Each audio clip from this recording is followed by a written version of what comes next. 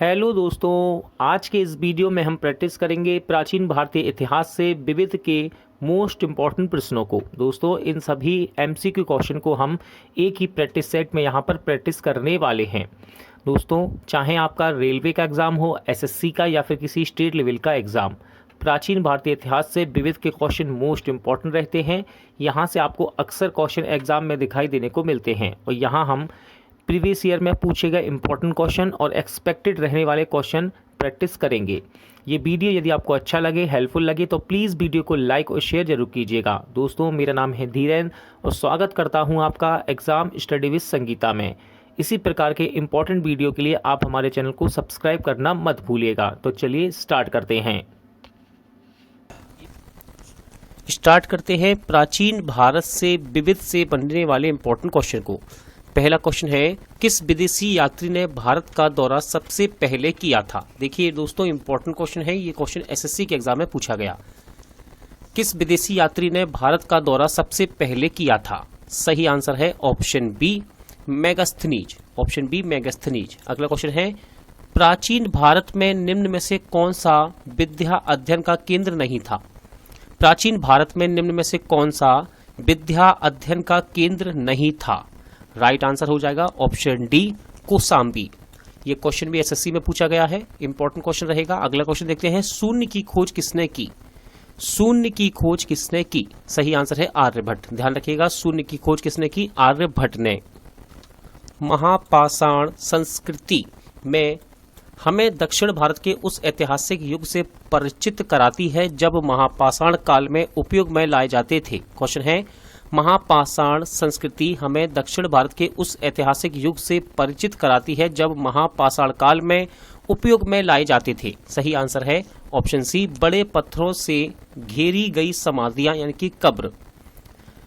किस पुस्तक का 15 भारतीय और 40 विदेशी भाषाओं में अनुवाद किया जा चुका है? किस पुस्तक का 15 भारतीय और 40 विदेशी भाषाओं में अनुवाद किया जा चुका है? राइट आंसर है ऑप्शन सी, पंचतंत्र। दोस्तों, ये क्वेश्चन रेलवे के एग्जाम में पूछा गया है।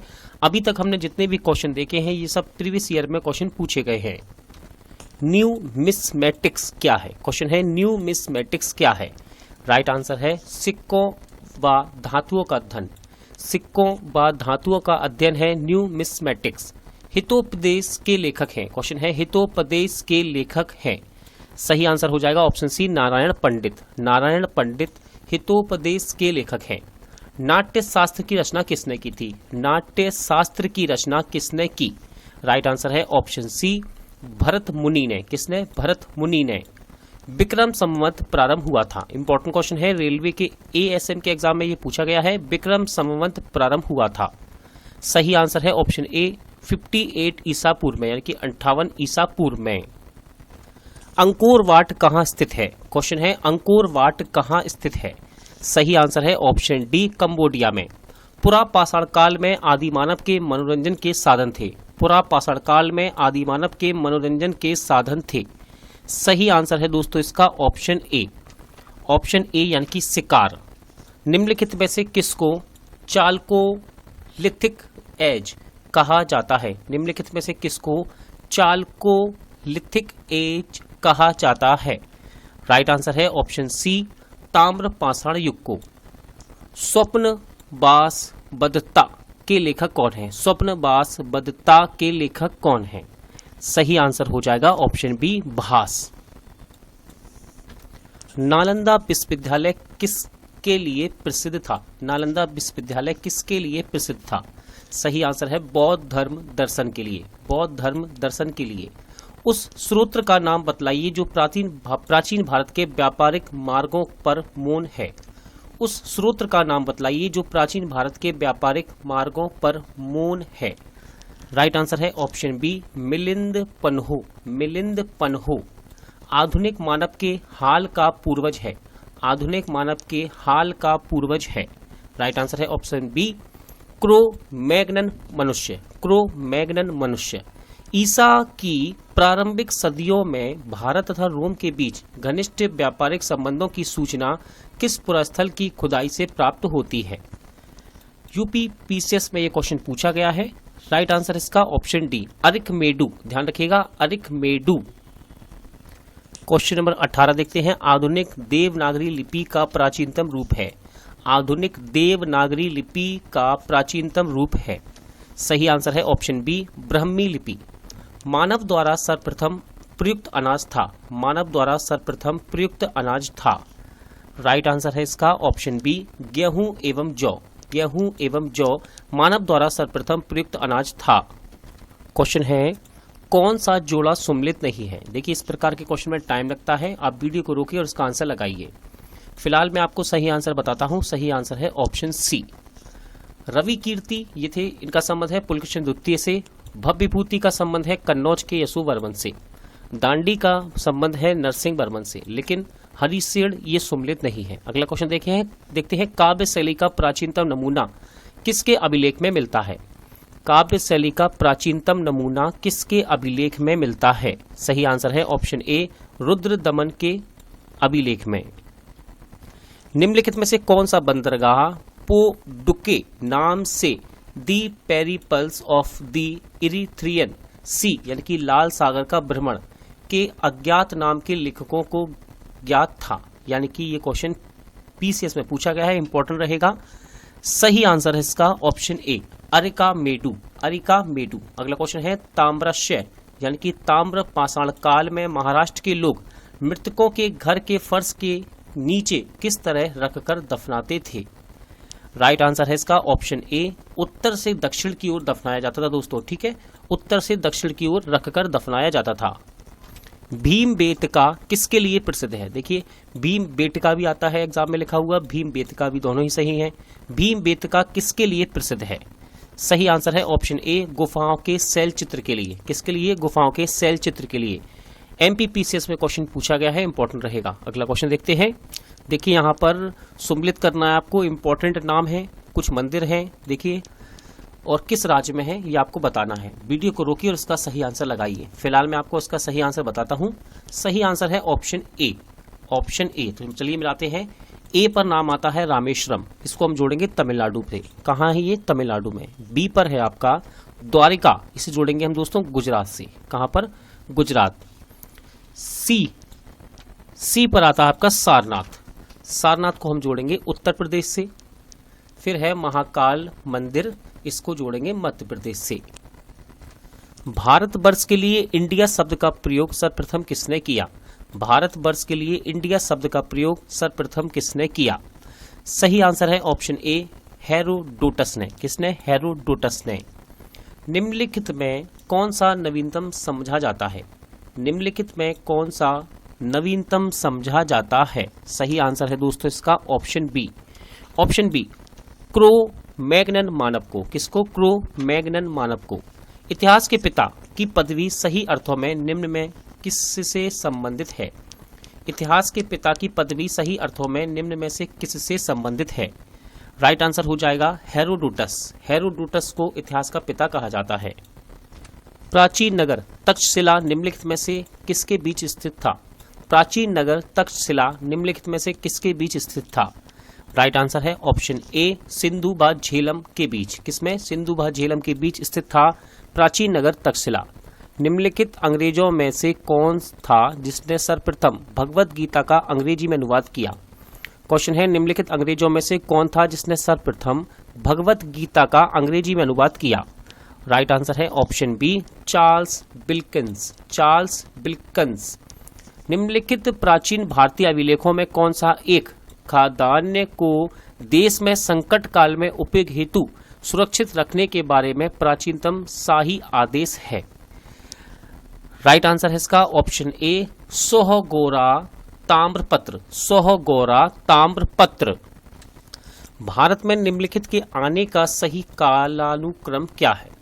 वीडियो को आप रोकिए, पॉज कीजिए और इसका आंसर लगाइए। फिलहाल मैं आपको इसका सही आंसर बता देता हूं। सही आंसर है ऑप्शन डी, 4321। यानी कि देखिए, पहले नगर संस्कृति, इसके बाद लोहे का हल, फिर है आहत मुद्रा चांदी के सिक्के, फिर लास्ट में है सोने के सिक्के। प्राचीन भारत में निम्नलिखित में से कौन सी एक लिपि दाईं ओर से बाईं ओर लिखी जाती थी। प्राचीन भारत में निम्नलिखित में से कौन सी एक लिपि दाईं ओर से बाईं ओर को लिखी जाती थी। राइट आंसर है ऑप्शन डी खरोष्टी लिपि। खरोष्टी लिपि। निम्नलिखित में से कौन सा एक प्राचीन भारत में व्यापारियों का निगम था?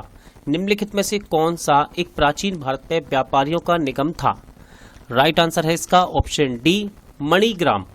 पुलकिशन फर्स्ट का बादामी शिलालेख शक वर्ष 465 का दिनांकित है। यदि इसे विक्रम संवत में दिनांकित करना हो तो वर्ष होगा। राइट आंसर इसका ऑप्शन ए 600। सूची 1 और सूची 2 के साथ सम्मिलित कीजिए और सूचियों को नीचे दिए गए नए कूट के प्रयोग करते हुए सही उत्तर का चयन कीजिए। वीडियो को रोकिए और इसका आंसर लगाइए। मैं आपको इसका सही आंसर बता देता हूं। इसका सही आंसर है दोस्तों क्वेश्चन नंबर 36 का ऑप्शन ए। Option A. तो चलिए मिलाते हैं। देखिए ए पर है गुप्त, इनका संबंध है देवगढ़ से, ठीक है, यानी कि आप कह सकते हैं कि देवगढ़ का संबंध गुप्त वंश से है। फिर है बी पर चंदेल, इनका संबंध है खजुराहो मंदिर से। फिर है सी पर चालुक्य, इनका संबंध है बादामी से। फिर है पल्लव, पल्लव का संबंध है दोस्तों पल्लव का संबंध है पनमले से। वीडियो में देखिए सूची 1 में राज्य है, उनकी राजधानियां हैं। वीडियो को रोकिए, इसका आंसर लगाइए। फिलहाल मैं आपको इसका सही आंसर बताता हूं। सही आंसर है ऑप्शन ए। तो मिलाते हैं। देखिए पहले से ही सम्मिलित है। ये ए पर है दोस्तों आपका चैर। चैर राज्य की राजधानी थी करयूर या फिर बांजी। इसके बाद है चोल। चोल राज्य की राजधानी थी पुहर अथवा कावेरी पट्टनम एवं उरेयूर। पंड्य राज्य की राजधानी थी कोरकई एवं मदुरई। अगला क्वेश्चन इंपॉर्टेंट है। मुद्रा राक्षस नामक पुस्तक का लेखक कौन था? मुद्रा राक्षस नामक पुस्तक का लेखक कौन था? राइट आंसर है ऑप्शन ए विशाख दत्त। विशाख दत्त मुद्रा राक्षस नामक पुस्तक का लेखक था। बौद्ध, जैन एवं ब्राह्मण धर्म में से कौन सी धारणा एक जैसी है? बौद्ध, जैन एवं ब्राह्मण धर्मों में से कौन सी धारणा एक जैसी है? सही आंसर है ऑप्शन ए कर्मवाद का सिद्धांत। बिहार महान धार्मिक केंद्र है। बिहार महान धार्मिक केंद्र है। राइट आंसर हो जाएगा ऑप्शन डी इन सभी के लिए, यानी कि सिखों के लिए, जैन के लिए, बौद्ध के लिए। कौन सम्मिलित नहीं है? देखिए आप पढ़ सकते हैं वीडियो को रोक कर इस क्वेश्चन को और आंसर लगा सकते हैं। फिलहाल सही आंसर बताता हूं। सही आंसर है ऑप्शन डी जैन धर्म बाइबल। ठीक है, जैन धर्म बाइबल का संबंध ईसाई धर्म से है। बाकी देखते हैं हिंदू धर्म, गीता का संबंध हिंदू धर्म से है। धम्मपद का संबंध बौद्ध धर्म से है। कुरान का संबंध मुस्लिम धर्म से है। निम्नलिखित युग्मों का कौन सा सही सम्मिलित नहीं है? किताबें दी हैं दोस्तों, यहाँ पुस्तक और इनके लेखक दिए हैं, तो इसमें सम्मिलित नहीं है आपका ऑप्शन ए कर्पूर मंजरी। इसके लेखक यहाँ बता रहा है हर्ष, लेकिन ये गलत है। ठीक है, बाकी क्या रखेगा? मालविका मित्रम कालिदास की पुस्तक है। मुद्रा राक्षस के लेखक है विशाख दत्त और सोनंद्रानंद पुस्तक के लेखक है अश्व घोष। मानव द्वारा सर्वप्रथम प्रयुक्त धातु था। मानव द्वारा सर्वप्रथम प्रयुक्त धातु था। सही आंसर है ऑप्शन सी तांबा। प्राचीन कालीन भारत में हुई वैज्ञानिक प्रकृति के संदर्भ में कौन सा कथन सही है? वीडियो को आप रोक सकते हैं और उनको पढ़ सकते हैं। फिलहाल मैं आपको सही आंसर बता देता हूं। इसका सही आंसर है ऑप्शन सी 5वीं शती ईस्वी में कोण के जया का सिद्धांत ज्ञात था। ये कथन सही है। ठीक है, क्वेश्चन नंबर 44 का आंसर क्या रहेगा? ऑप्शन सॉरी दोस्तों, ये क्वेश्चन पूरा नहीं है, माफी चाहूंगा, पूरा नहीं है। देखिए यहाँ पर ऑप्शन कटे हुए हैं, मैं आपको ऑप्शन दिखा देता हूं।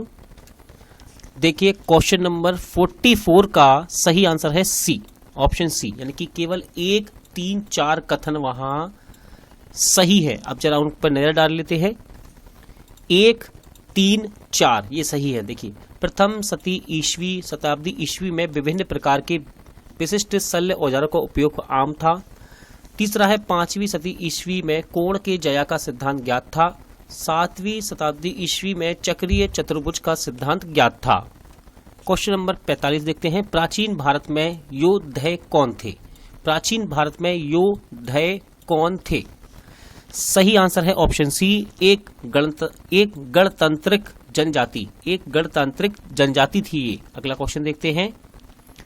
बोरोबुदुर किसका स्थल है? बोरोबुदुर किसका स्थल है? राइट आंसर है ऑप्शन बी, जावा में 8वीं शताब्दी ईस्वी में निर्मित एक बृहत स्तूप है ये।